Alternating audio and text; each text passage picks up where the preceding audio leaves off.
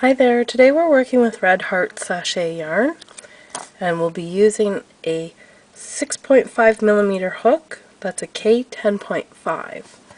Now when you get your ball of sachet yarn, there is a center pull in most of them. Some of them don't. And you also have your outside working yarn.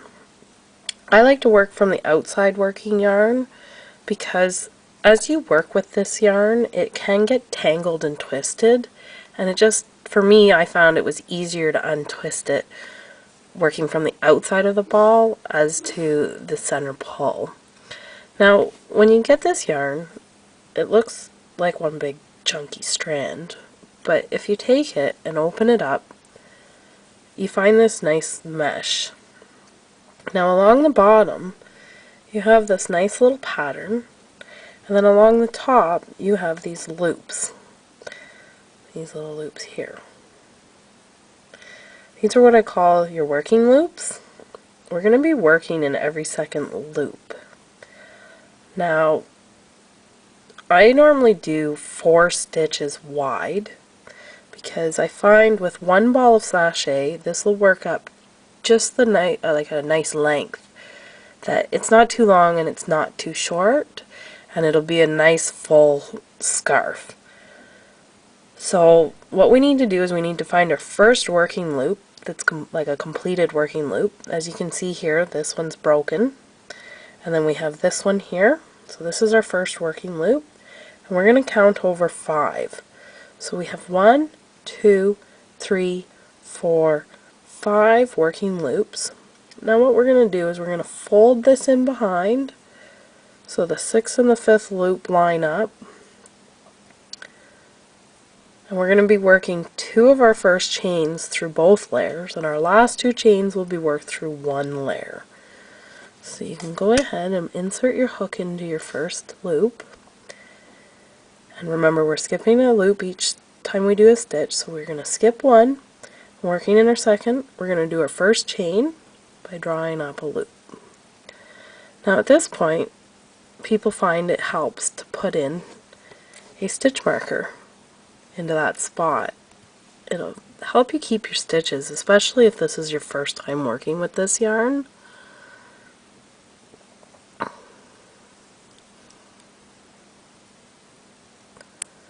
we go. So that marks your first chain. Now our second chain again is going through both layers. So we skip 1, working in our second loop, insert your hook, and draw up a loop. Now we're going to be working through 1 layer of our yarn.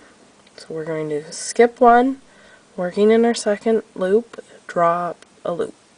That's our third chain. And we're going to do our 4th chain, which is skip 1, insert hook into your second loop, and draw up your chain.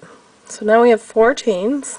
It really helps to have that stitch marker there so that you can see your stitches. This is 1, 2, 3, 4 stitches wide. Now we're going to turn the work towards us.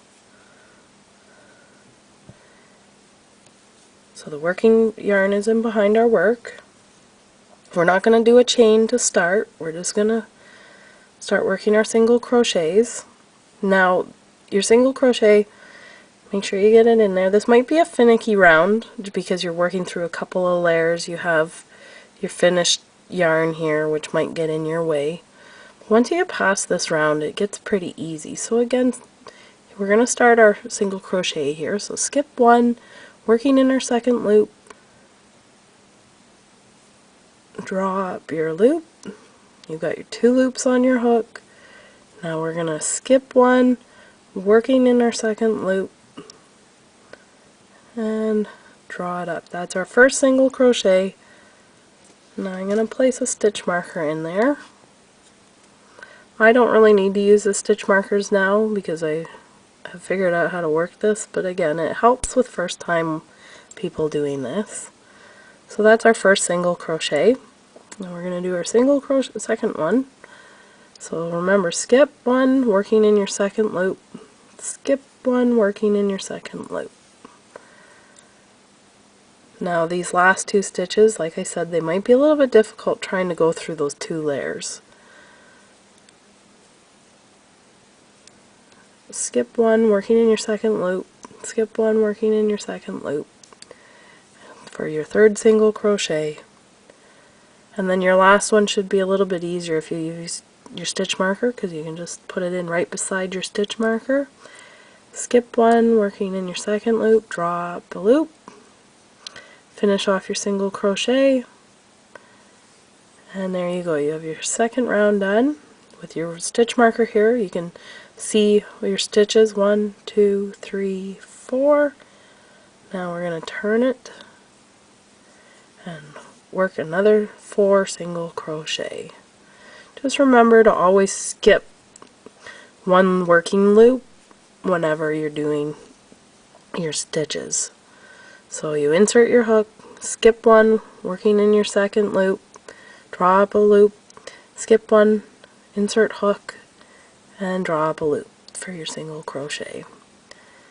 Now, as you continue, your scarf will grow in length, and when you're finished, you're going to be stuck with this unfinished edge in your work. What I recommend doing is taking a matching color of yarn, or sewing thread, and just sew a tiny little knot in order to sew that up in there, and that will hide your unfinished edge. And you can do that at the beginning and the end, because I've seen a lot of these scarves where this is dangling down and it doesn't look very pretty. So that's just a way to tuck it in.